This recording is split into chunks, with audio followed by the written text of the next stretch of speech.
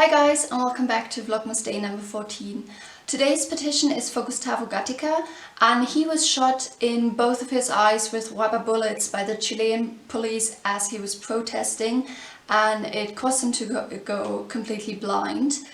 And again, this is a petition from Amnesty where you can demand justice for him that I will link down below. And if you're wondering why I'm sharing so many Amnesty petitions right now, it's because they're having their annual letter writing campaign that is going on right now, and it is running until the 23rd of December.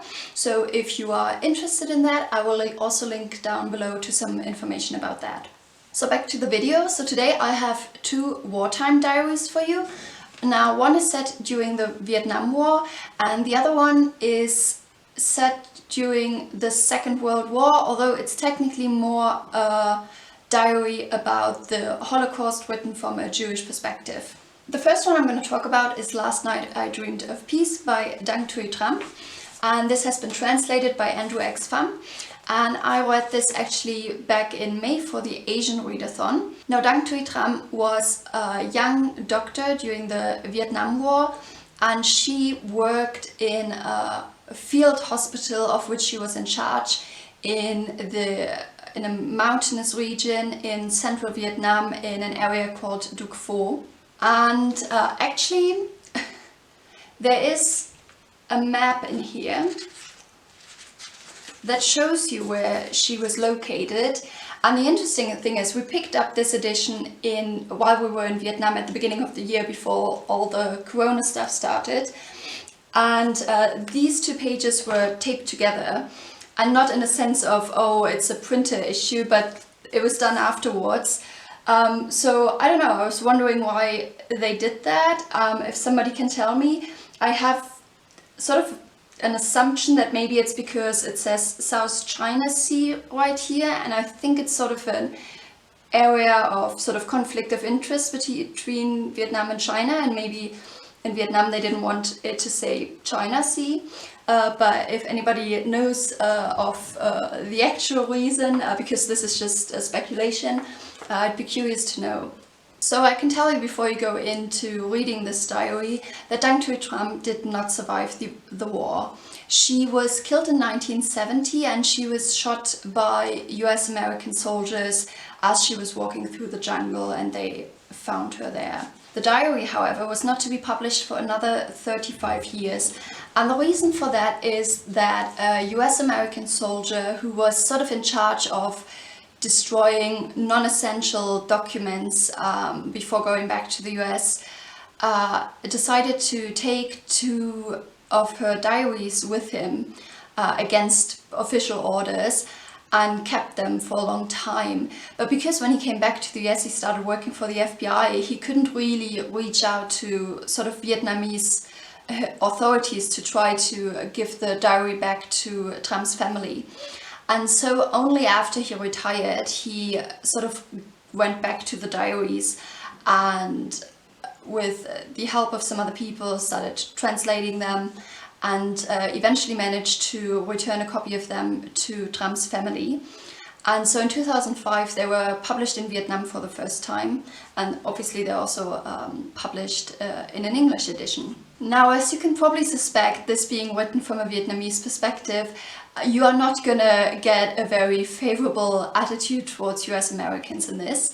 And Tram is actually a very sort of fervent young communist and really holds close to these ideals. And the thing is that she actually herself comes from a sort of well-off, well-educated family.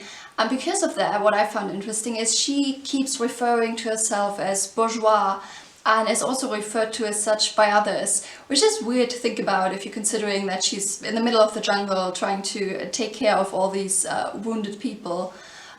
So that was an interesting aspect. It's a little sad to think about how she had these communist ideals, and if you look at the government today in Vietnam, there isn't really a proper freedom of speech, and I'm pretty sure that's not what she was fighting for. So it's a bit sad to think about that aspect as well. Now, this being about the war and her being a doctor treating injured people, you do get quite a few graphic descriptions of injuries. So if you can't read about violent things, then you should stay clear of this diary.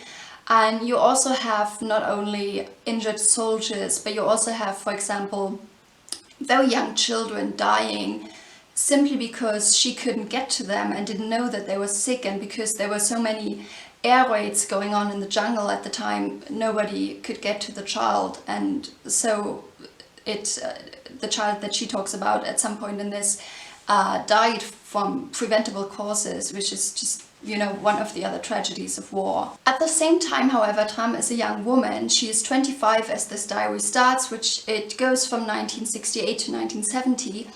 And so you also get other things in here. You get a sort of unrequited love story that she holds for a young man that she only refers to as M, who has decided that he is gonna dedicate his all to the war, and therefore they can't be together. And she keeps mentioning him in her diaries and sort of mourning this loss of what is not going to be, or if it's going to be only after the war. And while to a certain extent that takes you out of the war situation for a little bit, for me it got a bit tedious, this sort of pining over this love. And also sometimes there was a bit too much pathos in these pages for my taste. But overall I would say it's an interesting account of war. It's an interesting perspective with her being a doctor, and sort of the things that she has to do, like they have to, I think multiple times, they have to relocate the hospital, for example, and that in the middle of the jungle. And then also obviously you have to transport these injured people, and you have to do all of that very, very quietly so you won't be caught. So you do get interesting insight of that. So if it does sound interesting to you, despite sort of the flaws, if you will, it's always difficult, it's a personal thing, a diary. But yeah, if the subject matter interests you, go ahead and pick it up, I would say. Now the other diary that I want to talk to you about, I read during Nonfiction November, and that is Drawing the Holocaust, a teenager's memory of Terezin, Birkenau and Mauthausen. By Michael Kraus. As you can tell by this cover, I read the German translation. The original is in Czech, actually. The German translation was done by Kristina Kallert, but it is, as I said, it is available in English. Michael Kraus is Jewish, and I can already tell you he actually survived the Holocaust. His first diaries, however, did not. When he came to Auschwitz-Birkenau, they took his diaries from him. So after he was liberated and the war was over, he went back to his memories and sort of rewrote the diaries. So he wrote them at the age of 15. He also included a lot of drawings in this, like this one from the concentration camp in Mauthausen. But some of these do show people being murdered or people that were murdered. So just be aware of that if you pick this up, that you have sort of some graphic depictions of what happened to him. Now, as I said, Kraus is Czech, and so he started his original diary in Nachod. And he was first deported together with his parents at the age of 12. The first sort of stop, if you will, they had was the concentration camp Terezin Ghetto, and they had to live there for a year. And then afterwards they were taken to Auschwitz-Birkenau, where Kraus and his father were separated from his mother.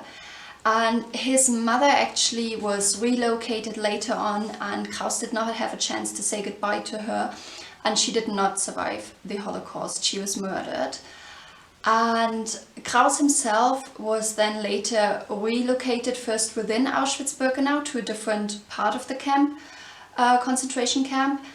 And so he was also separated from his father, who at that time, because of the appalling living situation that they were in, was already in a very poor condition, and he later died as well. So he lost both of his parents in the Holocaust. We then follow Kraus through his journey to yet another concentration camp, that is Mauthausen, and then eventually to Gunskirchen, which was a sub-camp of Mauthausen, and which is where he was eventually in 1945 liberated by the US Army.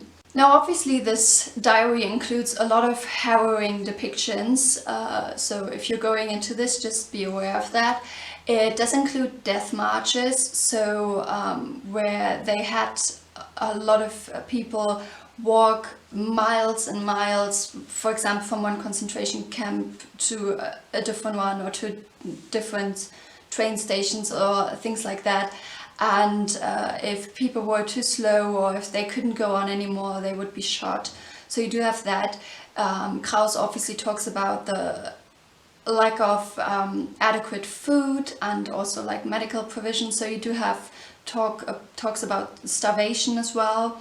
So just keep this in mind if you decide to pick up this diary. Now, if this would be your first diary that you read about life in concentration camps, I'm not sure that this is the best place necessarily to start with, simply because Kraus at times does not go into very deep details. And I mean, the reason for that is completely understandable. It's partly because it's after the war and some things he has sort of forgotten already, and some things are just too painful to remember. But because of that, it might not be the best starting point if you want to read more about that subject matter. I would still definitely recommend picking this up though, however. After the war, Kraus actually immigrated into the US, and in the preface of this he talks about how the fact that he wrote down these memories is a good way, in a way, for him to sort of keep that memory alive for his family, his wife, his 2 daughters, his grandchildren. But at the same time, it's also the question of at what age can you confront your grandchildren with this past, and how his trauma has loomed very large in the childhood of his daughters as well. So I thought that was an interesting thing for him to mention as well in this preface. So if you think that you can read about such a heavy subject matter, I would definitely encourage you to pick up this diary. So yes, that's all I have for today. Don't forget to sign the petition that will be linked down below.